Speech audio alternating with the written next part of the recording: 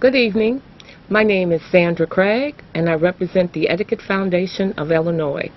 You are watching a live interactive call-in television program brought to you on CAN TV 21. Let's talk etiquette. During the next 25 minutes, my very special co-host will be none other than Mr. Nathan Wright. I invite you to call in with your questions and your comments. Our phone number is 312-738-1060. Again, 312-738-1060. Our phone lines are now open. Welcome, Mr. Wright. Wow, I'm back again, and you are back. That's the most important thing.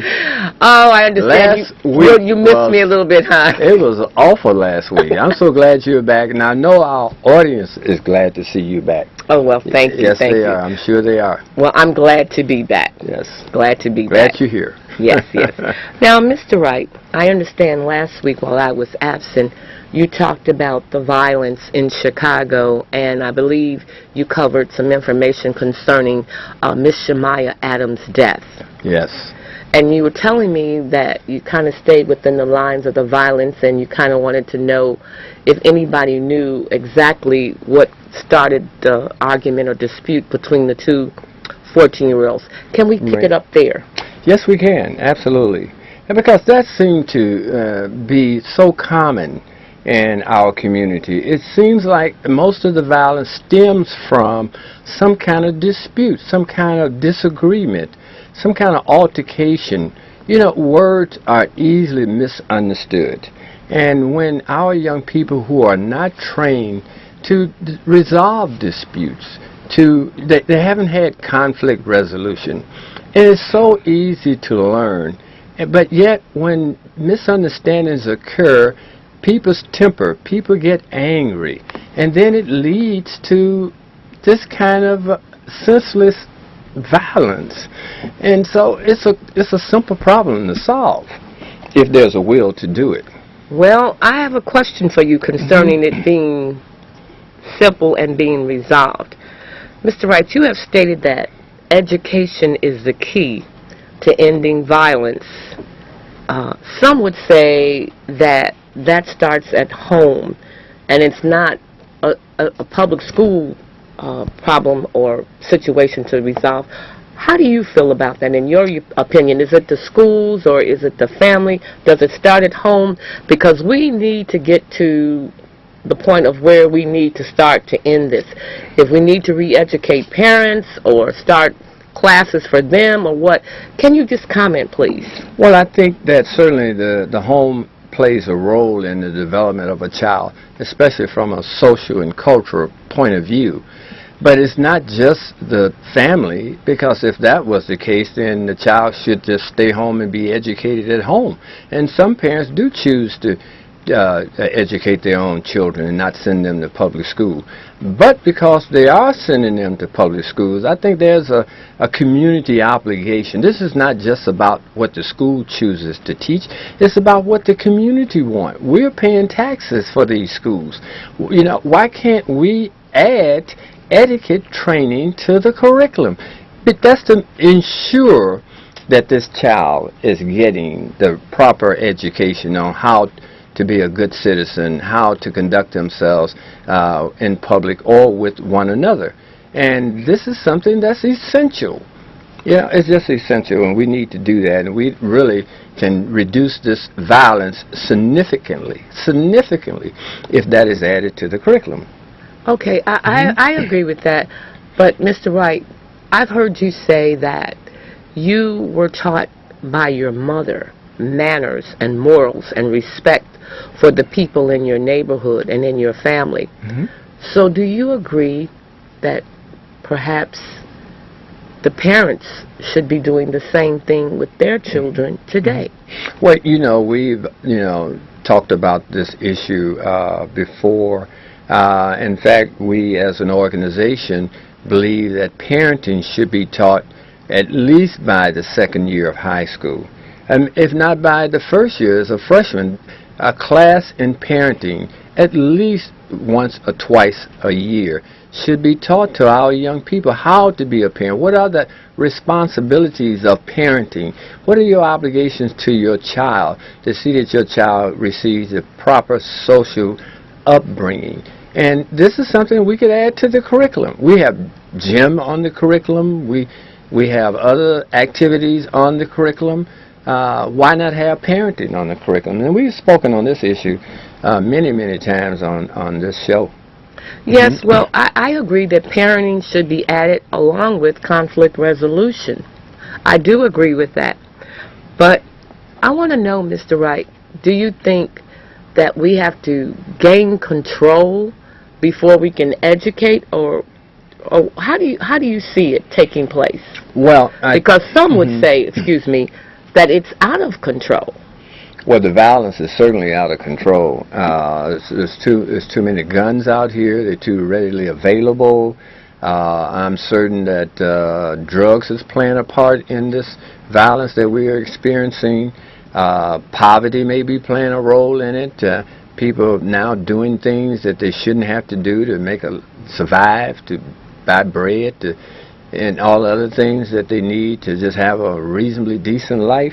I'm sure all of those things are playing into the crime problem.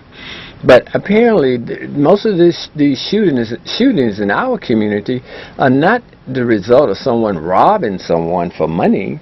It doesn't seem to have a connection, someone breaking into your house and shooting you dead because they're trying to steal your television or something like that. So it doesn't seem to be connected with that kind of crime or crime activity. So it seems to be out of anger and out of jealousy and out of envy, and I don't like you because you live on the other side of the street. That seems to be the biggest motivator, and we certainly have a way of solving those problems before we get the problem. Yes, I agree. It doesn't seem to be robbery. It does seem to be anger. Yes. Anger issues. Our young people obviously are very angry. Now, why? I don't know, but I think that's something that needs to be researched and investigated, because maybe if we get to the root of why they're so angry and they're turning violent, then maybe we could turn this around. But I wanted to ask you, Yes. Mr. Wright, about Shemaiah Adams' death. And, of course, it was a horrible, horrible tragedy all the way around. This poor innocent child lost her life. But at the same time, Mr. Wright, we have had hundreds of Miss Adams that have lost their life in Chicago. That's true. I'd like to know, do you feel that there is any hope to bringing the violence toll down, to make it drop? I know that you're saying educate, but a lot of people are saying it's just so out of control that we would probably have to put everybody together under police watch before we could even educate. What is your take on that? Well, as far as hope, you said, is there any hope? There is a great deal of hope. It's just simply, the solutions that we are recommending are just simply not being tried. And yes, we have hope that someone will hear us, or someone would tell somebody else about us and what our solution to the problem is. And so, yes, we have hope. This is the only reason we're sitting here, because we are hoping. But I'm talking about our viewers, Right. The city at large. Have our viewers and... Well, you wrote a letter to the mayor, last week? Yes. I haven't gotten a response yet. Asking him, please consider what we're recommending be done, even if it's on a one school base. Just one school. Just do it with one school, just to show that it has potentials.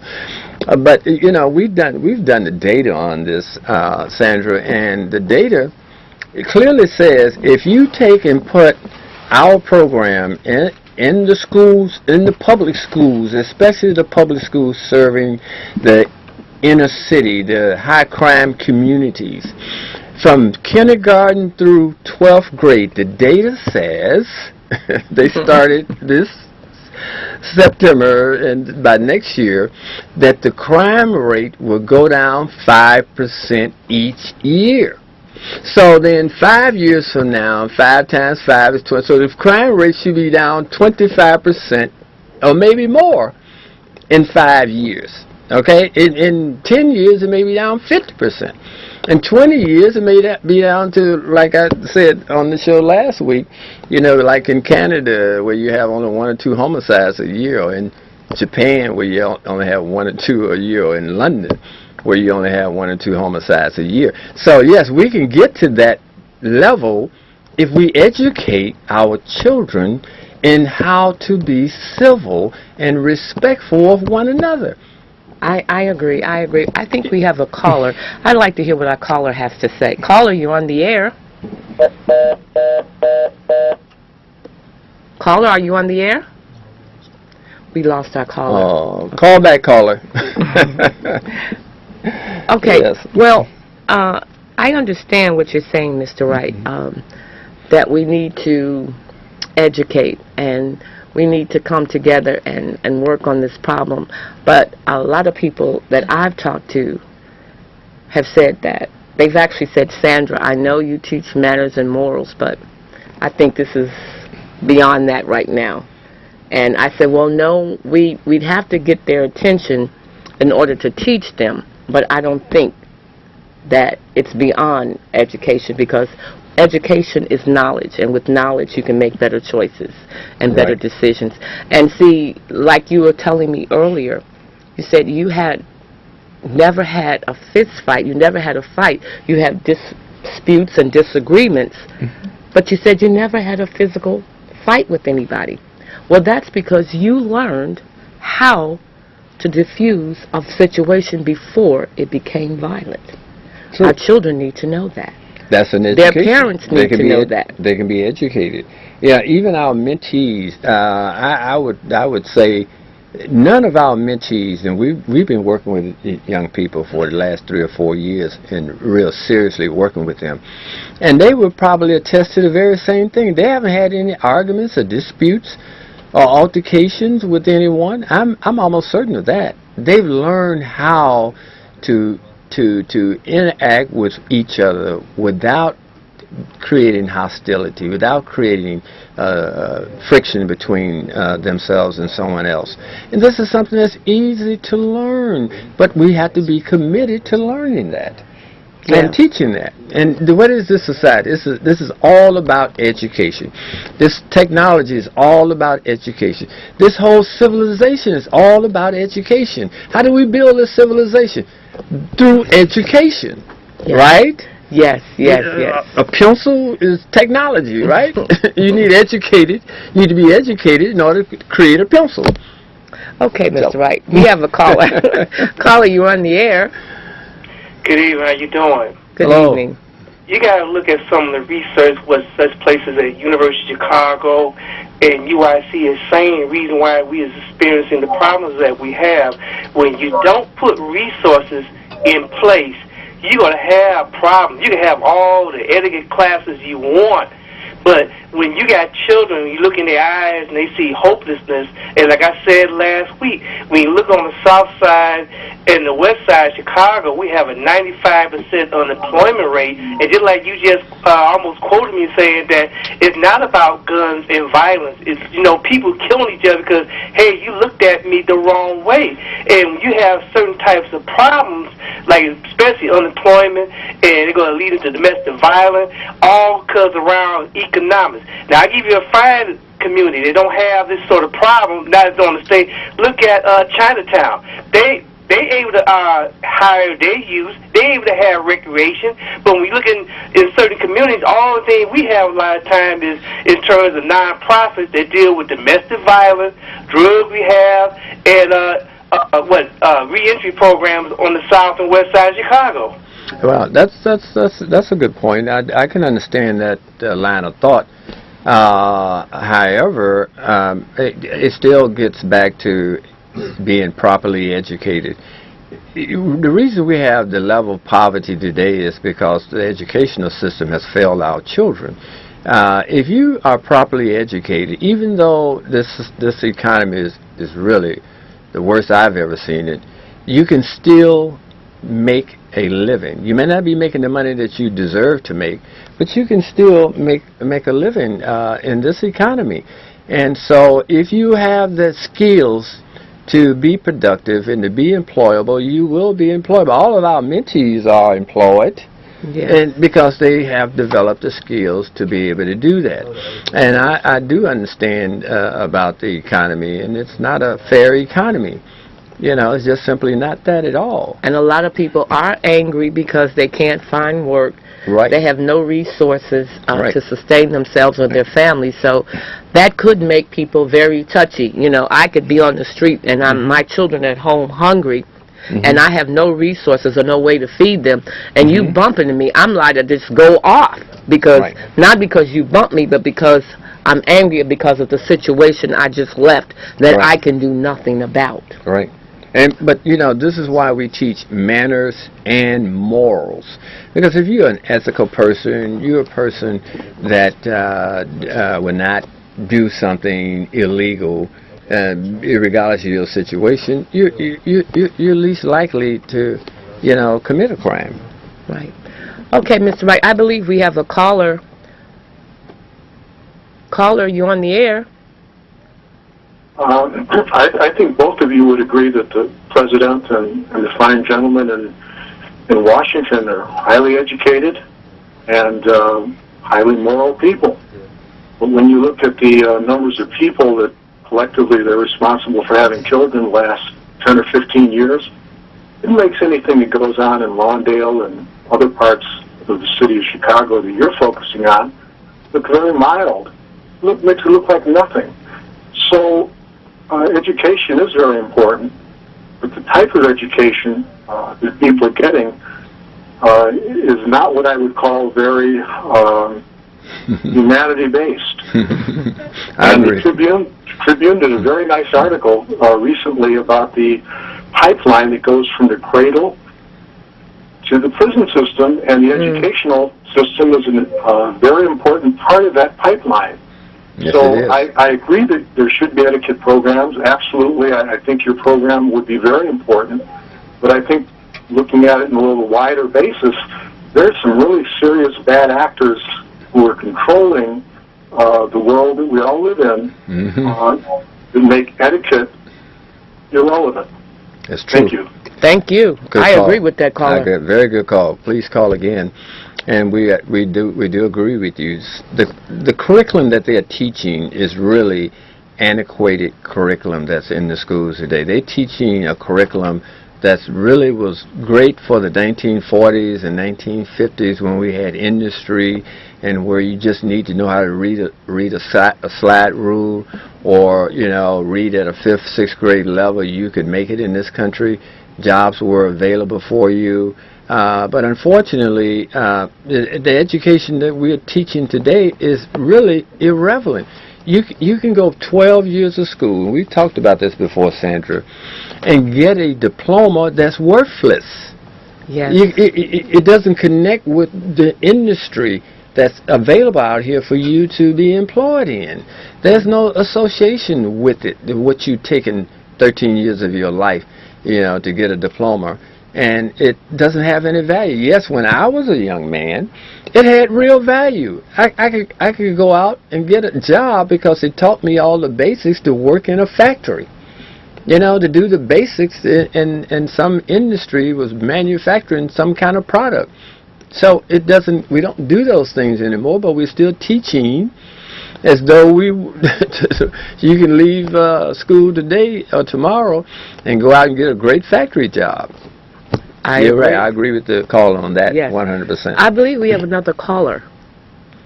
Caller, you're on the air. I am. Can you hear me? Yes. Yes. All right. Well, my problem with this situation is that we're not taught, you know, the love. It's like the love is gone from everyone. Like it's being replaced with the prince of the power of the air. You know, God teaches us to love.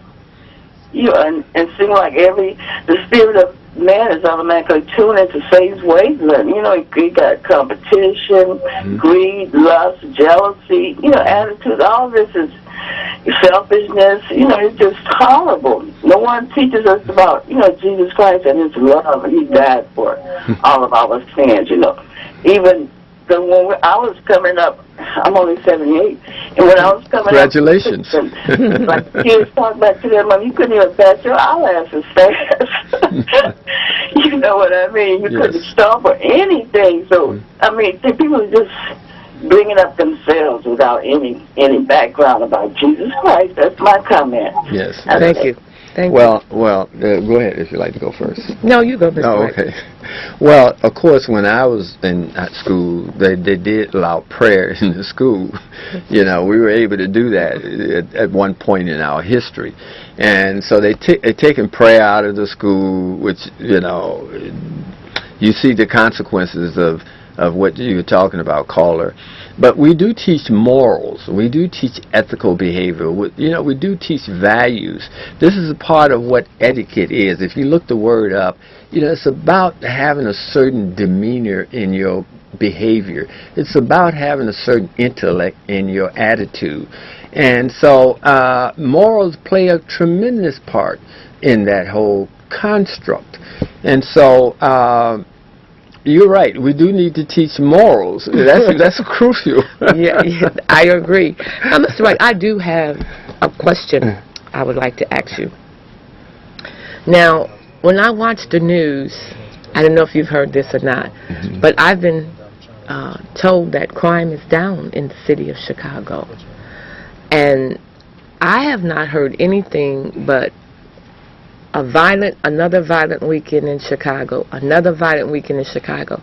So I want to know what is the proof based on that crime is down, because I'm confused, because every time I turn on the TV, they say it was another violent weekend in Chicago, another violent weekend in Chicago.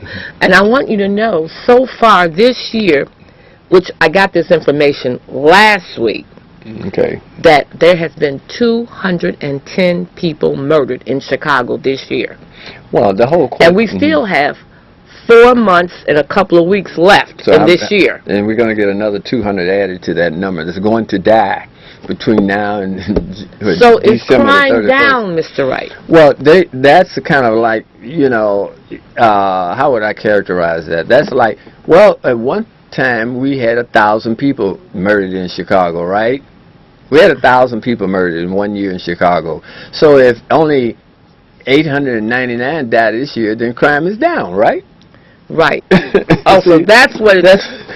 So that's what it's based on. That's what it's based on. So they look at the high number during the worst murder spree in the history of the city of Chicago, and then anything less than that, they say it's down because this is the 8th month, and if you're going to have 1,000 people to die, you got to really double up them numbers between now and December the 31st, right? Right. So that at the end of the year they can say, well, we thought crime was down. It was down in the month of whatever, So the truth of the matter is, crime is down based on that report. Yes.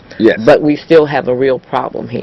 Right. Okay. And this is just their defense, because they're not really set up to reduce crime. The police is not there to reduce crime. I know people may disagree with that. Of course, if there's a cop on the corner, unlikely something's going to happen right there in front of him. Okay, but they're only there to investigate and arrest someone who has committed a crime.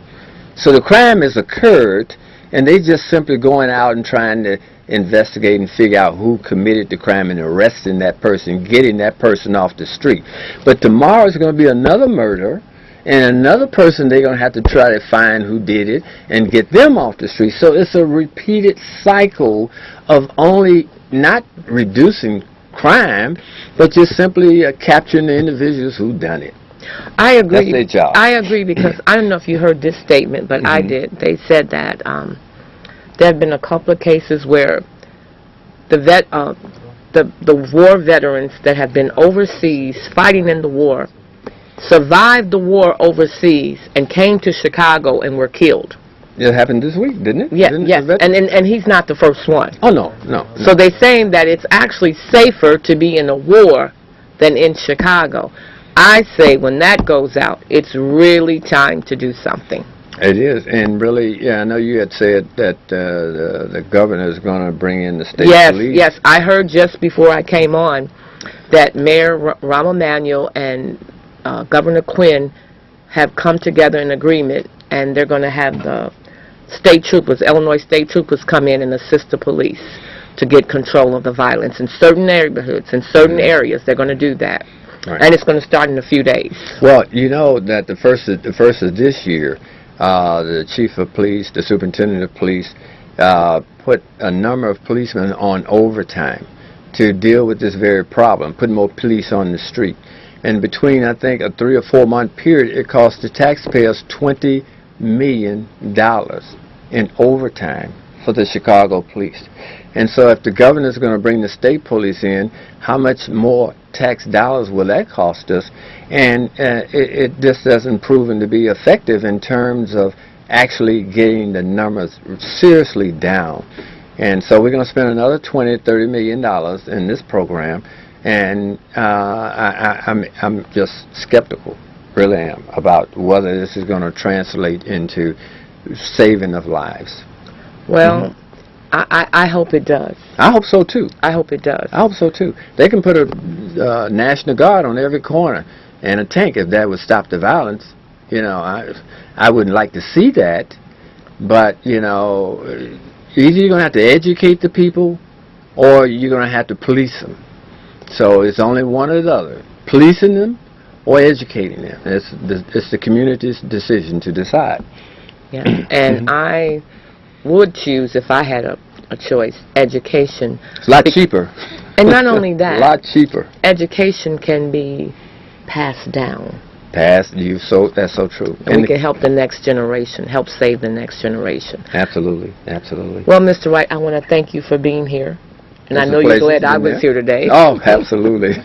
And I want to say thank you to our viewers, our callers. Thank you for tuning in to Let's Talk Etiquette. It has really been a blessing talking to you this evening. Please continue to practice your etiquette and continue to watch Let's Talk Etiquette, and have a safe weekend and good night. Thank you.